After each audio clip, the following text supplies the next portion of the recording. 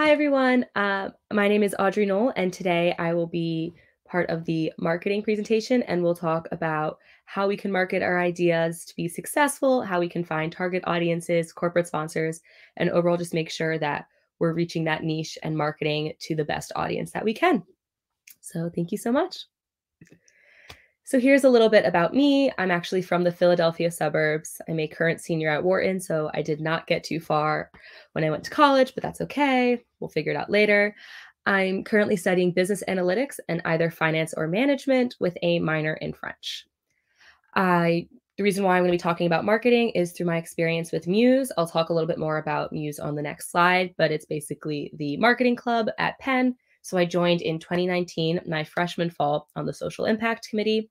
I later on became the VP of External. So that's our corporate branch, really connecting corporate sponsors and what I call the real world, or the job world, and when I have to live my life myself and not be the comforts of the student anymore, with our undergraduate members. And that's where I'll be talking mostly about my experiences and really marketing your idea.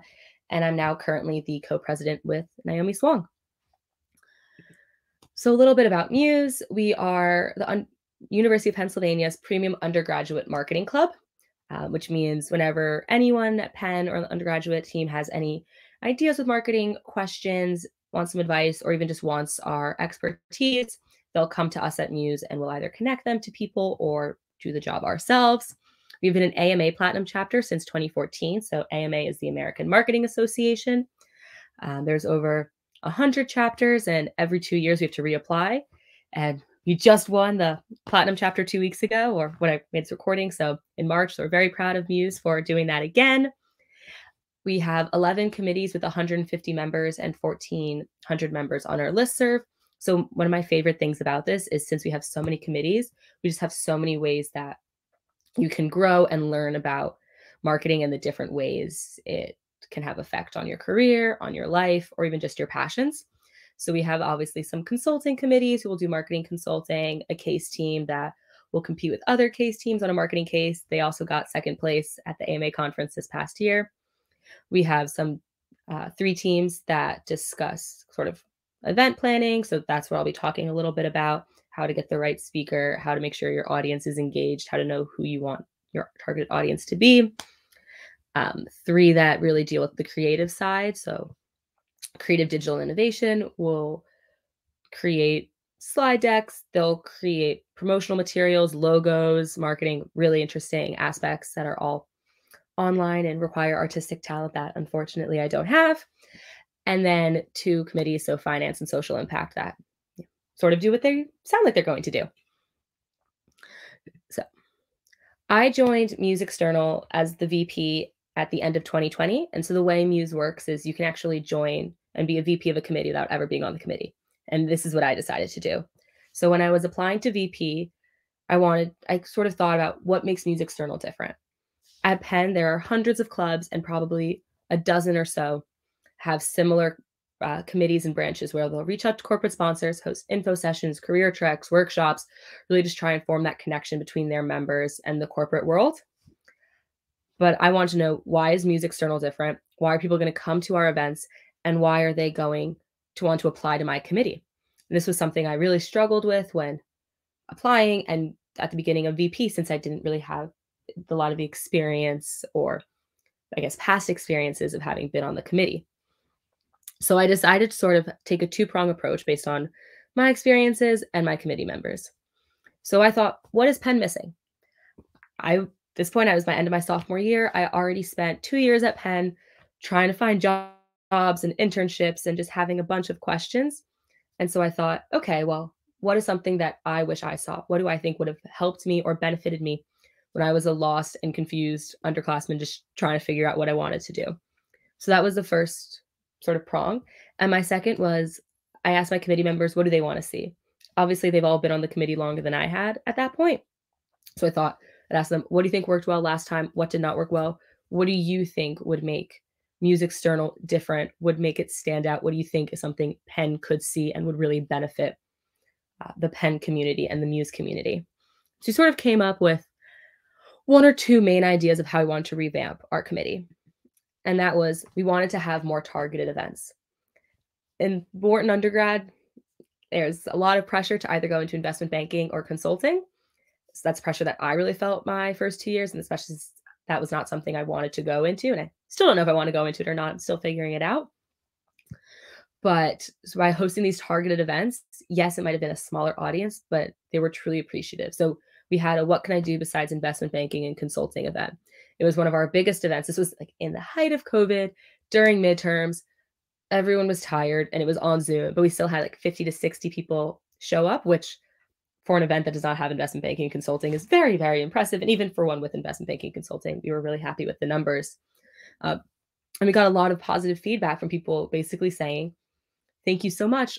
I know I don't want to do investment banking or consulting, but I never thought there were other options. I didn't know what else I could do. So thank you for giving me this opportunity to learn and explore." And I think that's something that is really important, marketers, but also I believe a lot of you guys are interested in entrepreneurship. Knowing your audience, knowing the events that they want to host or that they want to have and what's going to be helpful to them and help them grow the most. And it sounds super big and scary. Okay, what is the world missing? But by breaking it down and thinking about my personal experiences, what I think would have benefited me, what I wish I knew, was just really helpful in helping to find that target audience because I knew I was having those struggles. And I guess that I know I wasn't alone, but we don't always really talk about those issues and trying to find something and just being lost. And so I think by thinking of myself as one member of the target audience, I knew there were more. And I really wanted to tap into that and show them, hey, MUSE External is thinking of you.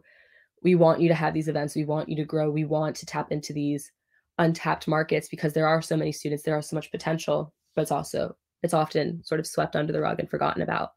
So we had this event. We also had an event for freshmen and sophomores. What could they do for their underclassmen summer?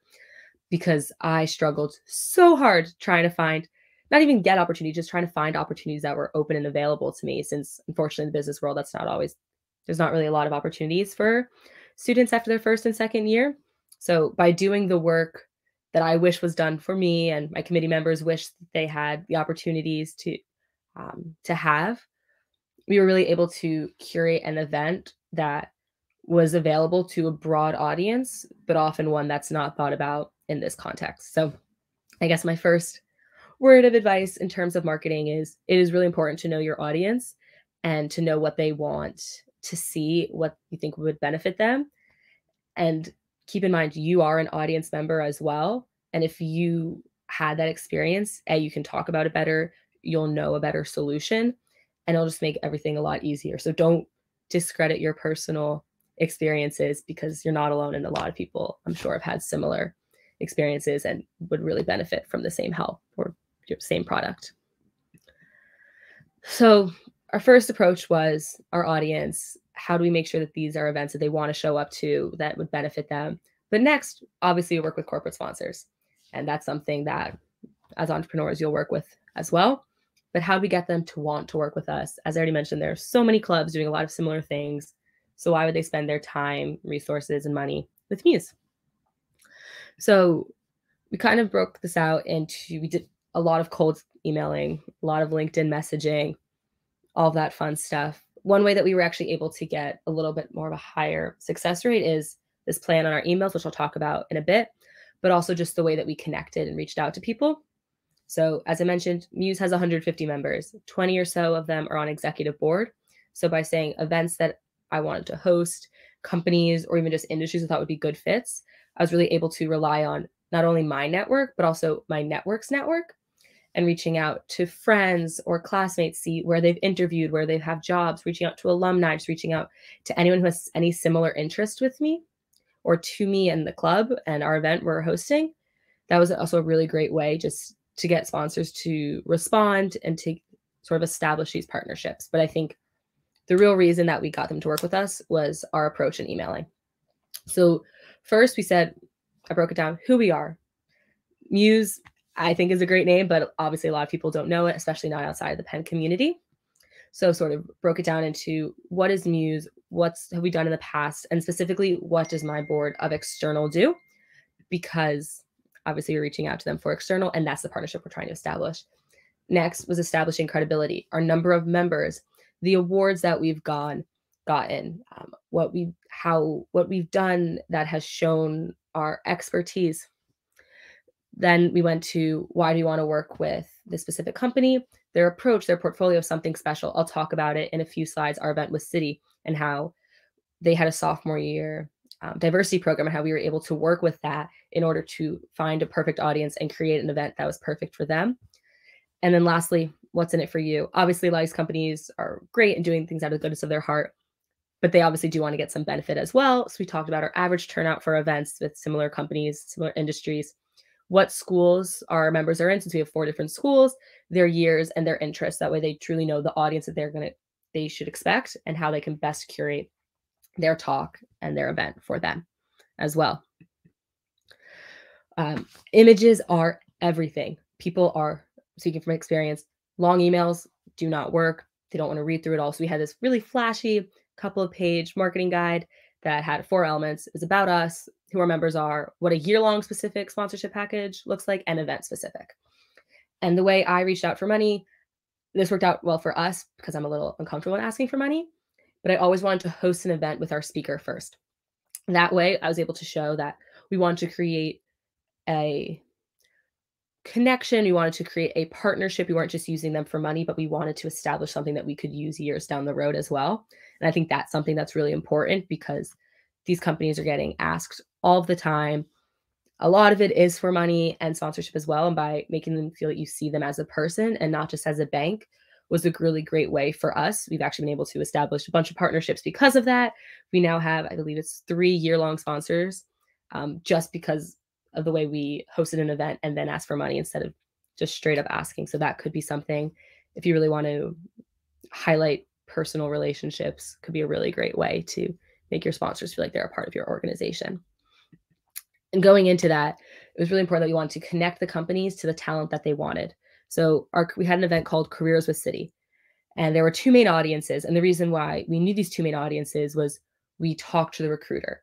When you are working with these sponsors, it's super helpful to incorporate them in your planning. You know, they are providing the money, they're providing resources and time, and you want it to be worthwhile for both. So by asking them, what are you hoping to get? It might seem like a simple question and you might think, oh, it looks like I'm not prepared, but they're really appreciative because that way they know that they're getting the most out of this event as well. So our recruiter said they wanted to have people who are interested in banking, but not just investment banking. And they wanted to have sophomores because they had a diversity program where the application was actually due a month after this event. So knowing these 2 audiences, we targeted our marketing towards that. So this is actually our Instagram post, but on our Facebook event, we had 6 different departments that were not just investment banking to show all the people who were going to be speaking at our event. So you could get members who wanted to work at a bank, but weren't exactly sure what their job could be. It's also why we did careers with Citi instead of banking with Citi. So word choice was super important. And then also we mentioned a lot of times the sophomore early ID program, the benefits of it, could lead to an internship. You get a mentor. And this way we were able to curate an audience and curate the talent that Citi was actually looking for and sort of place some matchmaking that ended up benefiting MUSE members and Citi as well. Thank you so much for listening to my talk. I hope it was helpful. I will be at a speaker panel later, so if you have any questions, feel free to swing by then. If unfortunately, because of time differences or class or something, you can't make it, here's my email. Please feel free to email. I'm happy to connect or help in any way I can. And one of the main reasons I joined External was to give back and really help the next generation. And I'm happy I've had the ability to do that. And I would be more than happy to do that as well with you guys, float ideas or anything. So thank you so much and have a great day.